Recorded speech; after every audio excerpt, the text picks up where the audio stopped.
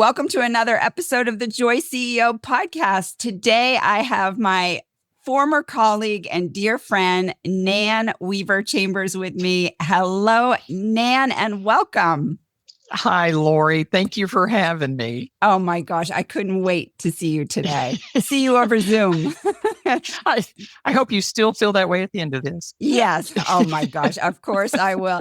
Nan and I worked together for 3 years. We were peers. We reported to the same manager. We were in the trenches together through COVID and the whole shebang. So welcome. Very so much glad so. to have you. Oh my gosh. Yes. Nan saved me many a day with her wisdom. And back at you. Yes. Yes. So Nan, tell everybody just a little bit about you, a little bit about your background and kind of what you're up to today. Yeah. So, probably a little different than maybe some of the other folks you've talked to, but, my career goes pretty far back. So if you think about where I started my career right out of school for Frito-Lay and in Shreveport, Louisiana. And if you know anything about Frito-Lay, everybody starts on a truck. So you drive a route truck. And so probably some of my most memorable moments came from running a route and not knowing anything about running a route, and just some of the just things you see, the things you witness, the things you experience. So I grew up very fast, I would say, on the streets of Shreveport, and kind of fast forward about 8 years of, ran a route for a year, became a supervisor, became a team lead for the other route drivers, and then got transferred from Shreveport to Dallas. And I will tell you that I felt like I had hit the big time when I went to Dallas, So I remember, being in temporary housing and opening up the hotel curtains and seeing all that traffic outside and wondering, what in the world have I done? Big city. Had a fabulous leader, female, one of the only female leaders at Frito-Lay at the time. So I owe her a huge debt of gratitude for what she did for me in my career. But it was one 4th of July weekend. I was out in a store and, throwing product and just checking on stores. And I had an HR person from Coca-Cola come up to me and said, I want you to come talk to me. I've been watching you, and there are no women at Coke in Texas doing what you do. And of course, I was like, well, I'm pretty happy doing what I'm doing. And she said, just come talk to me. Well, it was one of the best decisions of my life. Yeah. So spent 20 years with Coke at various and sundry roles, but started out, as a district manager for them. And so you become the first female district manager in the company. You become the first at that level to be hired in from the outside. So there were a lot of protections put in place at that time, because we just weren't sure exactly what the reaction was going to be from quite anybody in the organization, but turned out to be wonderful. I was embraced. I think I proved myself. And so I had everybody pretty much on my corner. Storied career for about 20 years. And then very unexpected, we had a huge layoff at Coke. And so I found myself after 20 years without a position, and honestly, just, I think the floor opened up and kind of swallowed me there for a little bit. So I got my bearings about me. I had 60 days to find a role with inside of Coke, or I could take the severance package. Nothing really popped up, but took the severance package at the end of 60 days. Proud that I worked right up to that 11th hour at 5:00 on my last day, turned in my company card, turned in the computer. And then on that very first day of truly being unemployed, got a phone call, which would lead me to this Snyder's Lance Campbell's career that I'm in now. And so 29 days later, from severance to signing letter of intent, went to work for this wonderful company and carried many of those customer relationships with me that I had fostered throughout my Coke career, and has served me very well. So right now, I lead a team. I'm out here in beautiful Palm Springs, California. I lead the Pacific team of salespeople that call on supermarket chains. We set up the ads, the, space, new items, and we are even though we're called the Pacific team because we're horrible at geography, I actually have Texas, Oklahoma.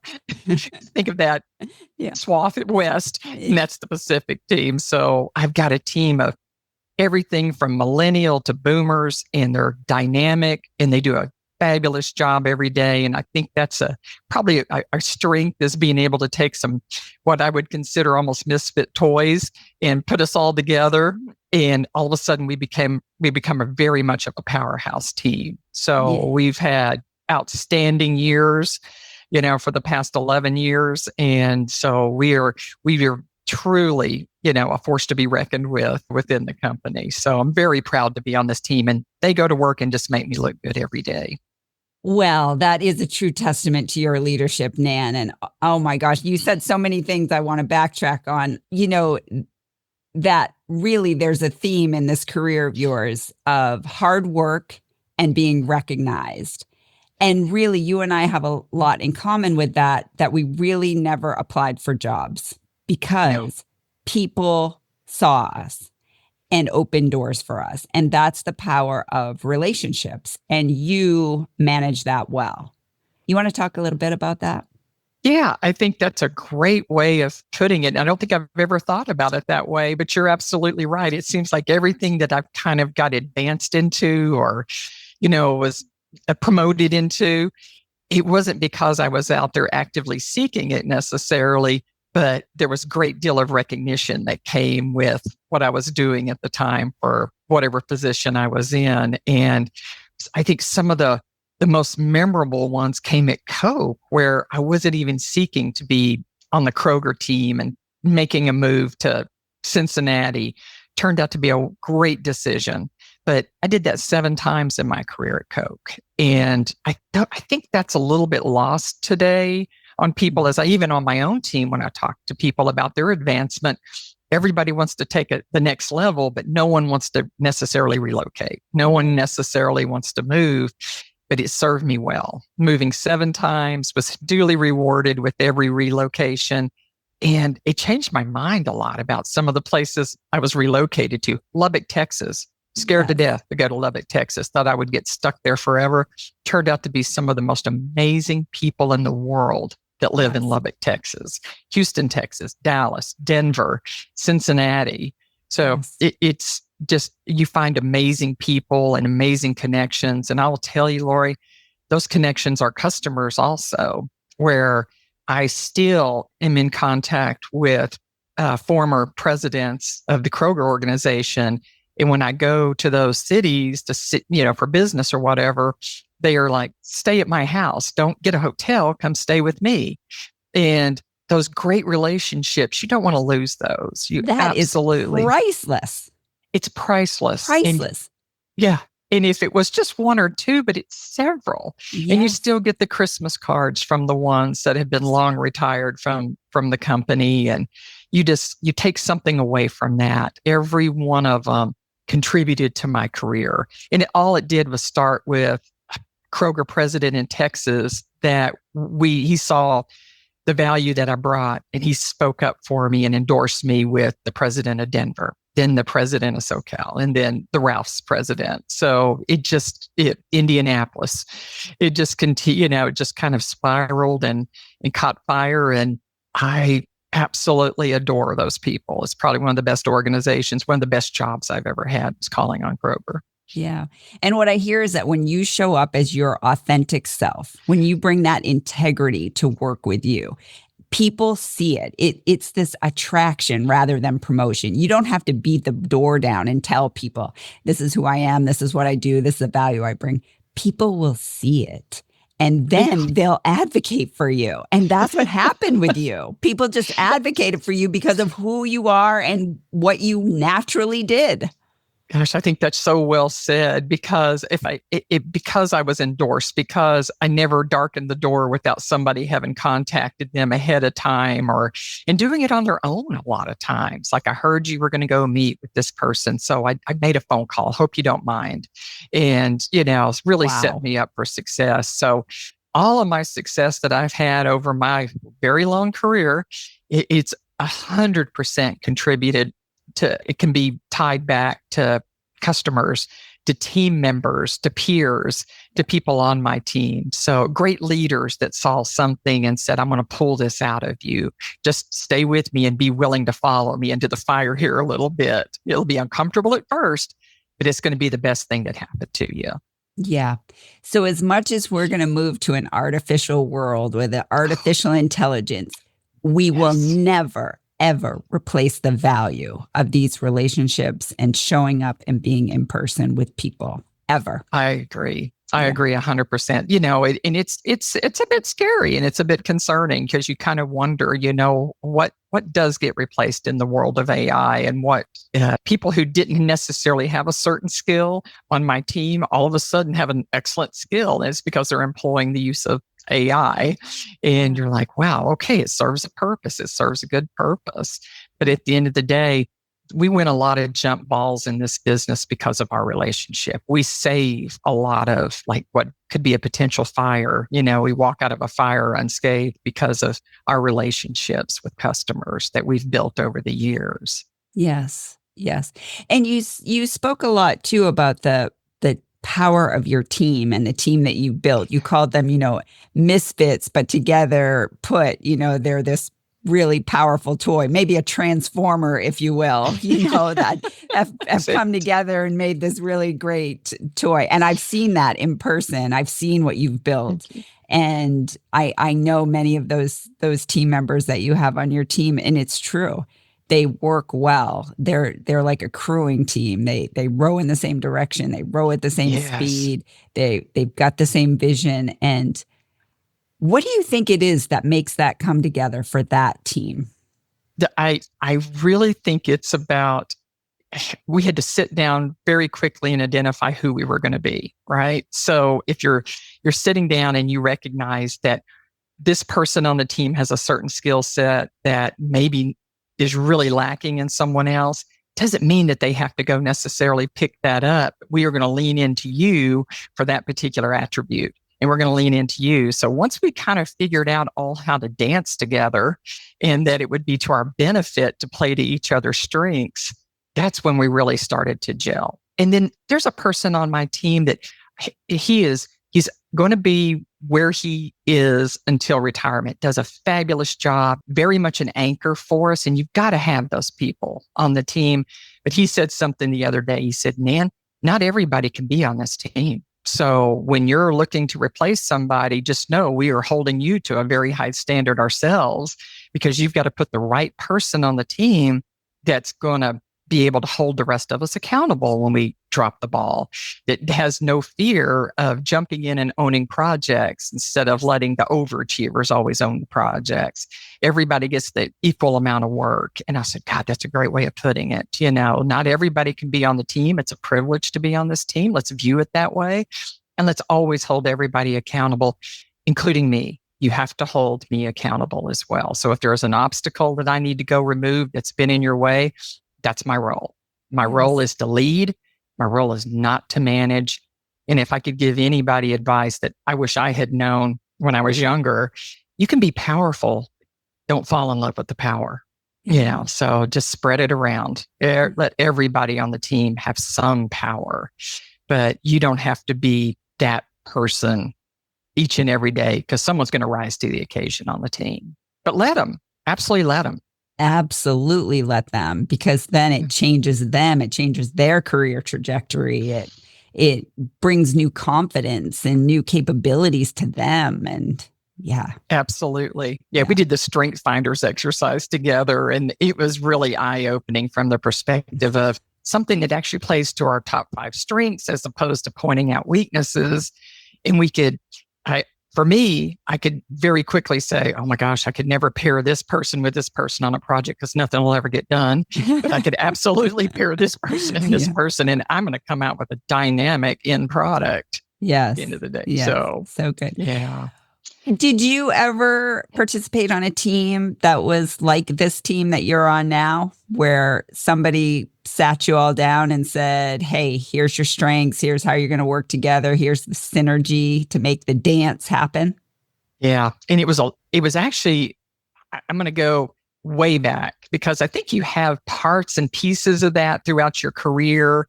But one person in particular at Frito-Lay, and she was at her level, she was one of the very few women in the organization. So, she would tell me that, she would go to meetings and she would look around the room and go, gosh, where are the women? And then, of course, one day she was able to look around the organization and go, gosh, where's the young people? So, the perspective changes. Yeah. But she took us as a team, Lori, and she was going to make sure that we could deliver a presentation in front of a very large audience as well as she could do it. And I was young and my teammates were very young and nervous as, could be, but she was like, you're going to go up on stage. There is no standing behind a podium. You're going to look at the audience. You're not going to carry notes up with you. You're absolutely going to learn this process of presenting and being dynamic presenting. And even though we were scared to death every time we had to do it, she was right there with us to guide us through that process. And I carried that over into my Coke career, and it served me well right off the bat. As I watched even leaders in our company go up to make a presentation that had handwritten notes in their hand, or truly reading off a teleprompter, and you're like, gosh, you're losing the audience. So she was real big on giving us development that got us out of our comfort zone. But she always wanted us to be able to fill in her shoes, like jump in her shoes at a moment's notice if we had to. So it was one of the best things that she ever did for us. Look at that. And you're still using it to this day. Oh gosh. I want my team to be the same way, and they are. They really could do it at a moment's notice, and they're really, really dynamic when they have to be in front of an audience. Well, especially in front of a customer, right? To have this command and that authority, and to come across as that expert. Absolutely. I think the biggest thing nowadays is just learning how to listen better. We get challenged all the time on things, and what I've learned with my team is we got to start asking better questions. So before we leave the meeting, let's make sure we've asked not just right questions, but we got to start asking better questions. Curiosity is such a gift. Yes, absolutely. Yes. And everybody wants to talk about whatever project they're in, or if you can be the solution to my problem over here, they'll just pull you right into that. But we are absolutely learning, especially in the environment that was created through COVID, where you weren't sitting across the desk anymore.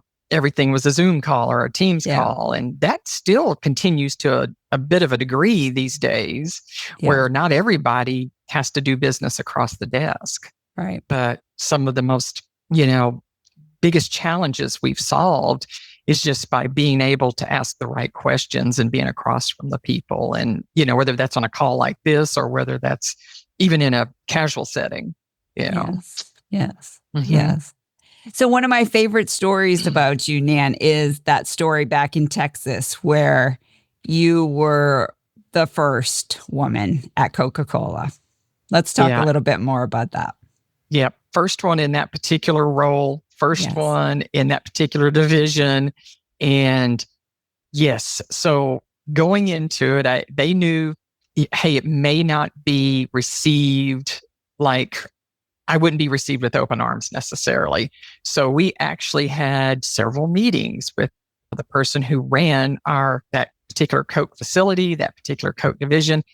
He was a man to be reckoned with, and older gentleman, commanded a great deal of respect. But he grew up in the company of Coca-Cola. His family was the fabric of there. So if he said something, people were going to listen.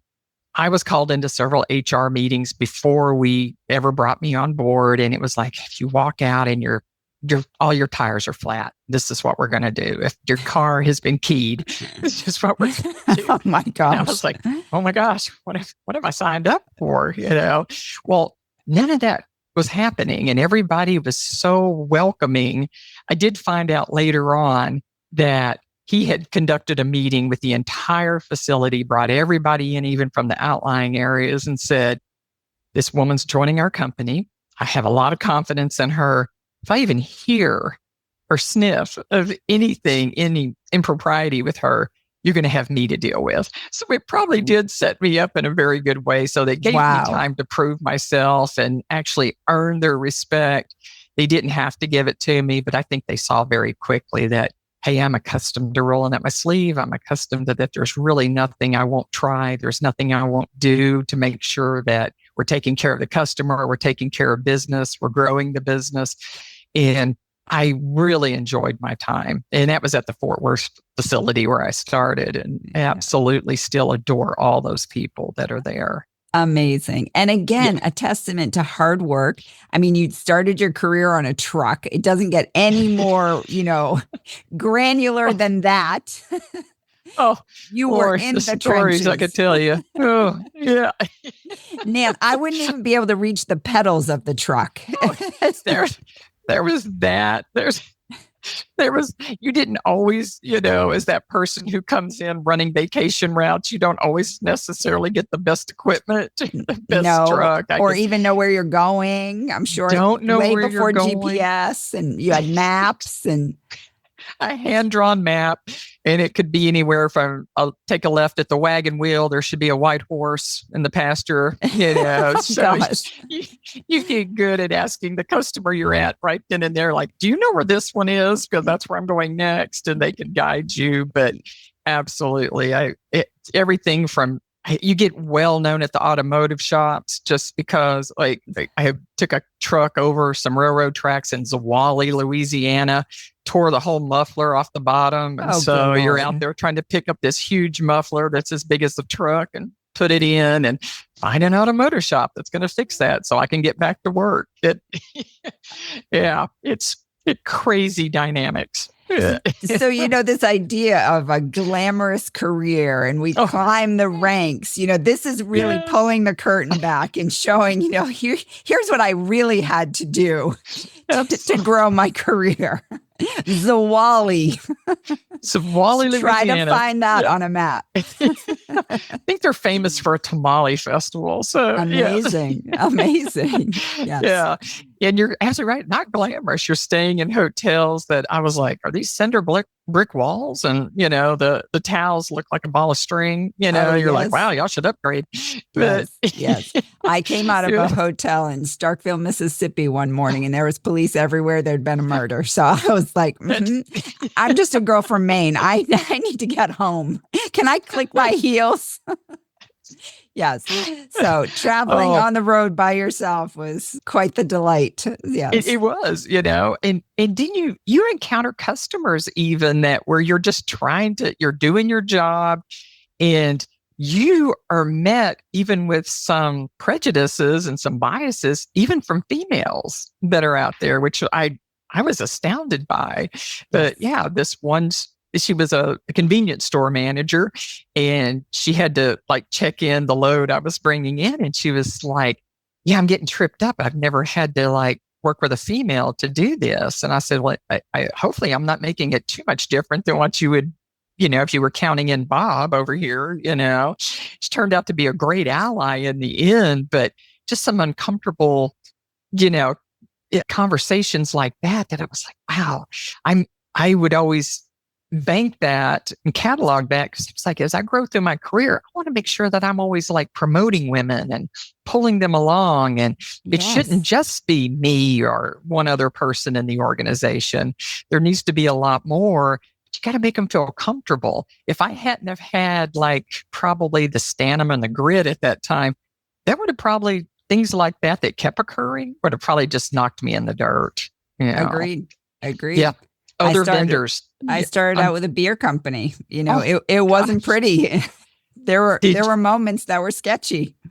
Did you have people I realized later on there were people who actually took bets. Okay, I give her 30 days. Okay, I give her 40.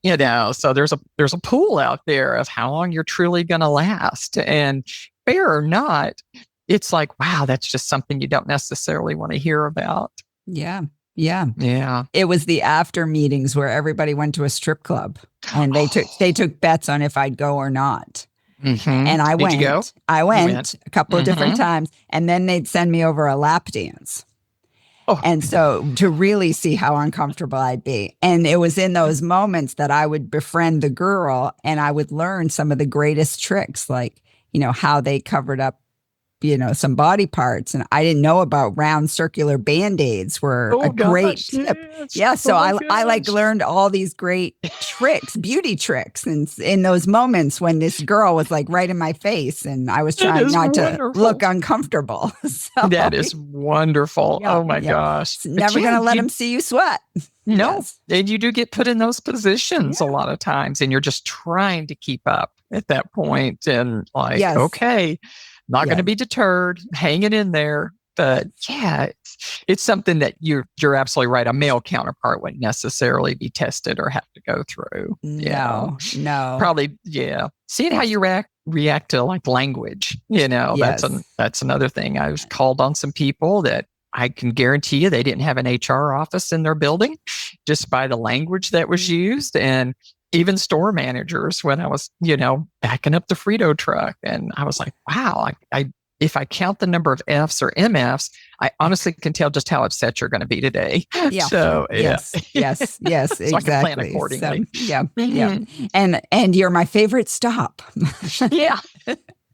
Guess what? Yes. Couldn't wait to get here. Yes. So we've all gone through reorgs, most of us. I think I lost count at number 14. Oh my gosh. So many reorgs. And you mentioned that you got caught up in one in Cincinnati and it was like musical chairs and there just weren't enough seats.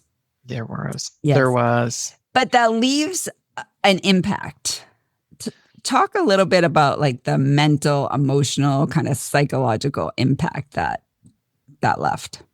Yeah. And it was big. So I had just been transferred from Cincinnati. It was the same role, but you were like, we're going to move you out west and we'll just divide the United States in half. You'll have an east counterpart and west. You'll obviously take the west. I wasn't here a year. So you bought a repoed house and you're remodeling and you're trying to make a life out here on the West Coast that you've never been to. A year passes and you get a phone call and it's that 5-minute phone call.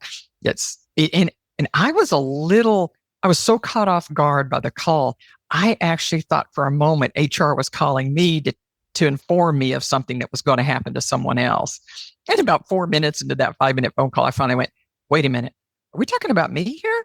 And they were like, yes. And you're going to hop on a call. It's going to be a national call, but essentially we've done away with your position. So there were 7 VPs. So that I had 6 other peers across the country that were in the same leaky boat I was at the time. And we get the word that those roles are going to go away, along with several others, by the way. So, but we're going to make the announcement. Your team is going to be on. And so they're hearing for the first time at this call, because I didn't have time to necessarily reach out to anyone and say, oh my gosh, I've just got this news and I'm pretty devastated by it. But so they find out. That leads to a whole bunch of phone calls after that announcement. And then I kind of get the particulars of what's going to happen. But the honest to gosh, I can tell you, I was sitting right here in this seat and I felt like the floor came up and met me and swallowed me up at that particular time. I wasn't sure of my path forward. I wasn't sure what I was looking at. And you're scared. You're single. You're dependent on your own income. You just bought this house. You're in a new city, a new state, and you're just looking at all the dynamics. And the way Coke did it at the time was we all had, my peers and I and everybody else that had been displaced, you had like 60 days to go and source something different in the company if you wanted it, interview for that particular role, or you could take the severance package at the end. Well, there were so many of us displaced and the roles were very few and far between. I stayed. I worked right up to the bitter end of my 60 days, signed my severance papers. And fortunately, like I said, I was able to sign within 29 days a letter of intent to go to work for Snyder's-Lance / Campbell's. But what it did to my overall psyche is there was damage done. No doubt about it. I felt like I was in such a rebuilding mode that when when I was applying for roles, I was like, I'm probably not even going to be considered for something like another VP position at this company. I'm going to be starting all over again. And that really wasn't the case, but that's the story you tell yourself at the time is I wasn't valuable enough for you to hang on to. I wasn't valuable enough for you to absolutely find me a spot somewhere else. Yeah. It was a blind reorg, blind layoff where all it is really just kind of not even a name. It's just years with the company and a salary out beside it. And then of course the layer I was in got totally squished out. Yeah, So you were too expensive. It was not at all personal, but it sure does feel personal. Absolutely. Especially when you had such a good 20-year run. Absolutely. And you put your trust in the company. Mm-hmm. And then to like have it ripped out from under you, it would be so unsettling. It would feel like, oh my gosh, what did I do wrong? What's wrong with me? You know, I felt a similar way when I too was let go. Like, I must have caused this. And then it really does damage your confidence. And you go into that job search, you know, kind of on your back heels, not really with your best foot forward. And that's tough. It is. That's a great way of summing it up too. It's like you're just on your hind foot the entire time, and you're telling yourself, well, you'll be lucky if somebody sees half of your value and picks you up, and you continue on in this industry, because it's not an industry that you necessarily grow up saying you want to, I want to be in sales, but you do once you're in.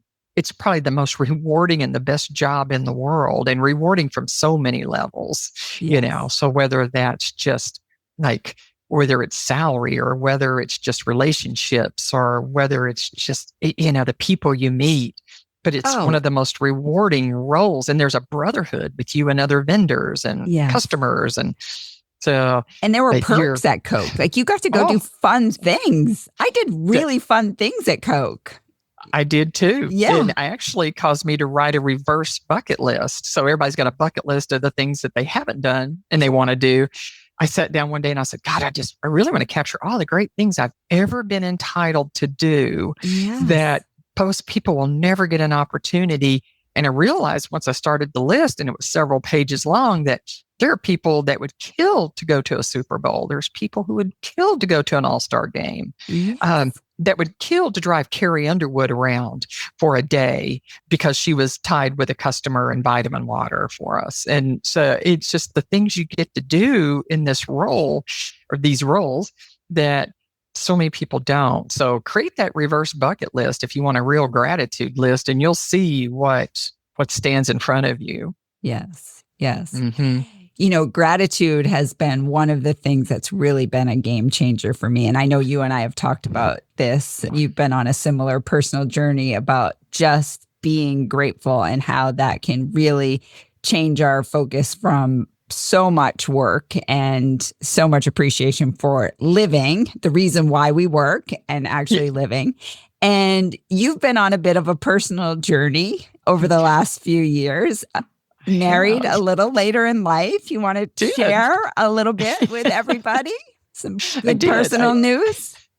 I absolutely. So I'm introduced to a person who is in a party, and she is in the same business more or less that I'm in. And so she came up and introduced herself, thank goodness. And she's like, hey, I think we're probably the only two people that are still working at this particular party. And then I think we're also in the same industry. I'd love to get together with you sometime. A year passes and we really don't get together. And then a mutual friend pulls us together for a dinner. And so we meet up, and it's just instant. It's just instant attraction. It is instant connection. And we were really just about inseparable after that. So you got two people later in life, never wanted to be married, never really even considered it, that all of a sudden, Lisa proposes in front of 25 of her family members in Michigan.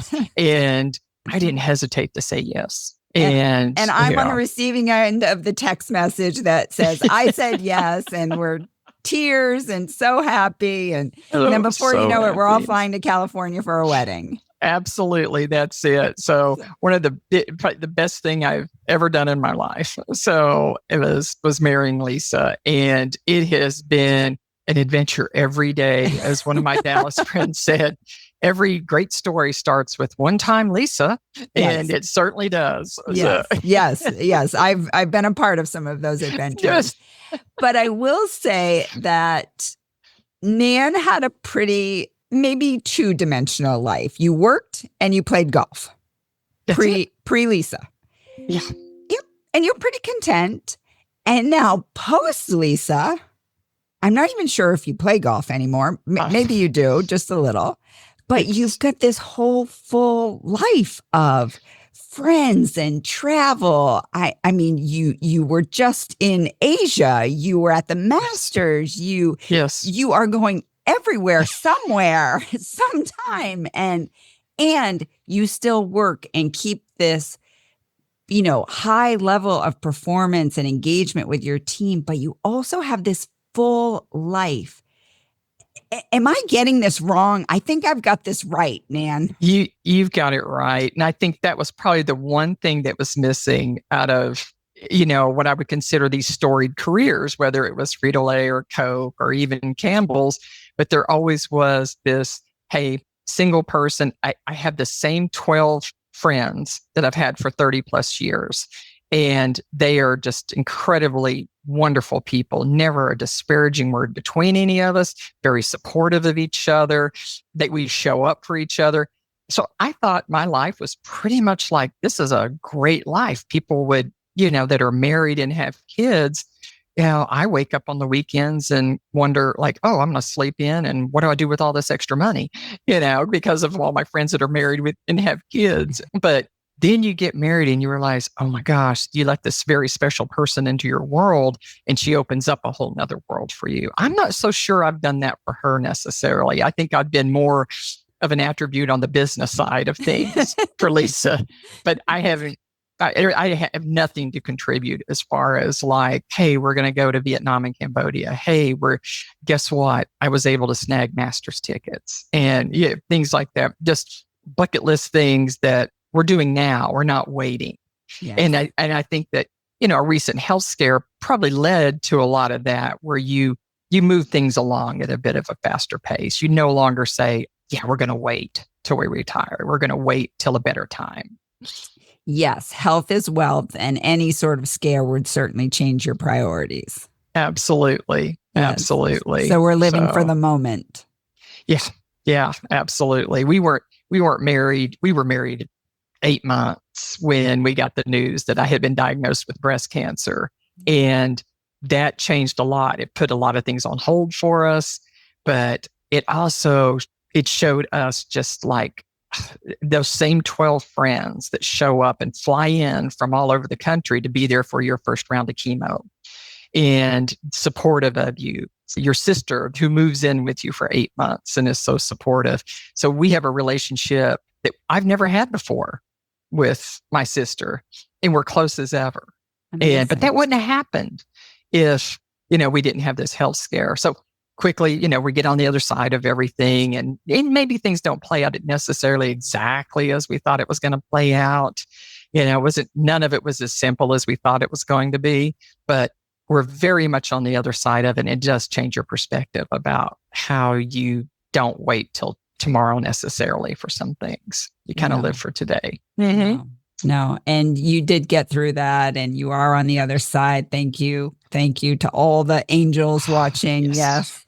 That was a scary time, but here you are now, healthy and vibrant and traveling and living your life. So getting to talk to you. Getting to talk to me, getting to share your story with so many people who, I think about a younger version of me who might be sitting somewhere in an office or a cubicle or a car right now, or maybe out on a walk with their headphones in and going, is this it? Is this all there is? Like, it's like lather, rinse, repeat, every day. I work, I do the things, I get up and I do it again. And I just feel like there's such an important message to send, that there's so much more.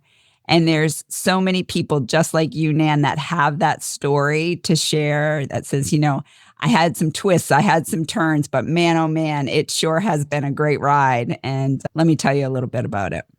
Yeah, well said. And it has been a great ride, and it has been amazing. So, my career is absolutely rounding third, sliding into home plate at this point. So I'm proud of the young women. I'm proud of the young men that are going to come in behind me and sit in this chair and do a phenomenal job, but well deserved. And I look forward to whatever that next thing is for me and for Lisa in our future. But there is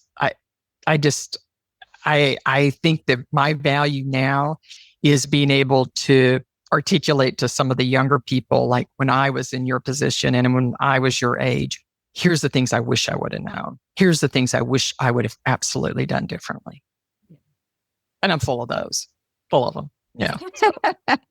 If you had top 3, what would they be? I wish I would have known at a much younger age to watch my reaction to things. So you're always going to get difficult news. You're always going to get tough news, but watch how you react to that, because it speaks volumes about you. So there's great power in being able just to sit back and nod and go, okay, I'm going to think through this. And, I'm going to formulate thoughts, but don't necessarily have to be reactive to it. Celebrate others. So you were always wonderful at this, but you didn't get the promotion. Bob got the promotion and you didn't. You better be the first to congratulate Bob. You better be the first to send that message that I'm celebrating you. And very similar to someone who gets recognition that you didn't necessarily get. And you're like, gosh, I really did the same thing, but I didn't get a bunch of recognition for that. Don't take it personally. Do not. It's a point in time. And then be that first again. You're always congratulating. You're always just a cheerleader for the team, for your teammates, and for others. Because again, that'll speak volumes for you. And then just, if you're a team leader, lead a team, don't manage a team. And just, let them, Tina Fey said it best, you hire the talent, you get out of their way. And so absolutely do that. Hire the talent, just get out of their way and let them shine. Oh, I love that so much. About the congratulating people, sometimes I really have to remind people I coach, what have you, people I used to lead, it's her turn. It's just her turn right now. Your turn's coming.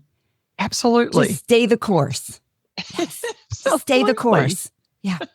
Cheer them on. Great advice. Clap, cheer. Yeah. And when it's your turn, there'll be people clapping and cheering for you. Absolutely. It speaks so volumes. Yeah. So important. Yeah. So important. I love those. Okay. We're going to wrap this up and I'm going to give you 5 rapid speed questions here to wrap us up. Are you ready? Goodness. Okay. Go ahead. Give it to me. So you just give us 3 great pieces of advice, but what's one piece of leadership advice you wish you'd learned earlier? It would have been, I'm going to go back to be powerful, but don't fall in love with the power. So a lot of that is absolutely be bold, but don't fall in love with that power. Oh my gosh. I'm thinking of like 4 people right now in my head who fell in love with the power. And absolutely. And they were awful. They were so awful. Yes. Terrible. And you've learned more from the bad leaders in your career than you probably ever have from the great leaders in your career, because you come out of it knowing, I will never do that. Never, ever, please correct me if I ever start doing that. Yeah. Okay. A daily habit or practice that keeps you grounded. Oh, that is me checking in with my team and allowing them to be brutally honest. So it could be as simple as, I don't necessarily call everybody, but I'll call everybody at some point during the week. And it's like, how did you think that went? What could I have done differently? Did I push back enough against this particular thing? They will tell you. allowing your team and just having that interaction. And it's amazing when they know that you've personally called them and said, what could we have done different on that particular thing? Or what did you think about that town hall that we just had? And allow them to express themselves and know that it's a safe environment. But that's probably one of the biggest things I do. I know you're probably thinking, write a gratitude list. They are my gratitude. Yeah, I know they are. You're so close to them. Nan buys Christmas presents every year for everybody on her team. She is so good. They all love her. She's like Santa Claus. They're so tired of those socks. They're so tired of it. Yeah. She doesn't give socks. She gives good presents. Okay, what's the most joyful moment in your career so far? Oh, it would have been a year after Coke. I've signed up with Snyder's Lance / Campbell's, and I'm sitting in a huge meeting at the end of the year, and I get called up to the main stage to take the Henry Wareheim Award. Oh. And it's after a short year with the company. It's the largest, it's our founders award. It's the largest award in the company. And then they didn't stop there. They came and said, hey, we know we hired you from Coke. We know we got a value. And it was a substantial, sizable raise that came along with it. So I think there's also value in, I think people expect you to haggle over salaries these days. Don't be afraid just to say, I'll take it and I'll prove to you why you want to pay me more at the end of all this. And they did. They were so true to their word. But it was one of the most proud moments. I slept with that dadgum trophy for, a month.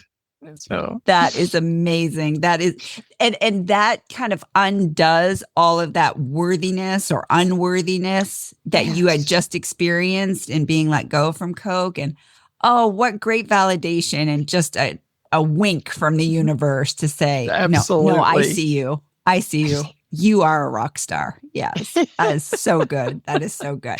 Love that one. What's one thing people often misunderstand about success? Oh, that it's overnight, right? So no. Yeah. If you only knew driving a truck through Zwolle, Louisiana, and everything that you've had to do to get to this point, I think. Yeah, I see people that are like, I can't wait for you to retire, Nan, because once you're gone, I'm applying for your role. And I'm like, okay, just be mindful of where you're coming from. Be mindful of everything that got you to this point, because it's not always a jumping off point. And I realize, Lori, things are a lot different when I started my career 30 years ago compared to how careers are built these days. Yes. But even at that, none of it's overnight. None of it. So, yeah. Success. It's paved with a lot of disappointments. That road is absolutely disappointments and hard work, and you just got to stay with it. Just hang in there. Don't quit before the miracle. It's going to happen. But so many people bail, and you're like, if you'd have just stayed, this is where you would be. Yeah. Agreed. Okay. Last one. What do you want your leadership legacy to be in one sentence? Oh, gosh, I want it to be that she cared enough that she thought of us before herself first. And she left this legacy that said, hey, we understand exactly what we got to go do. We know exactly what our next steps are. And she won't be missed because she prepared me for all this. So there's the testament to a great leader is I'll ride off into the sunset and I will never be missed because these fine folks on my team will absolutely step up and they won't miss a beat. Oh, Nan, that's beautiful. Oh, that is. And you've trained every single one of them. And I know that they are just exceptional because of your leadership. So I know that you're personally. So sweet. Yeah. You're just too sweet. Yeah. Oh my gosh. What a treat to get to talk to you today. So many insights and just nuggets of wisdom. I just adore you, Nan. I adore you too, Lori. Thank you. Thank you for allowing me to do this, even if it all hits the cutting room floor. Hardly. People will benefit so much from hearing us today. So thank you so much. And thank you all for listening in.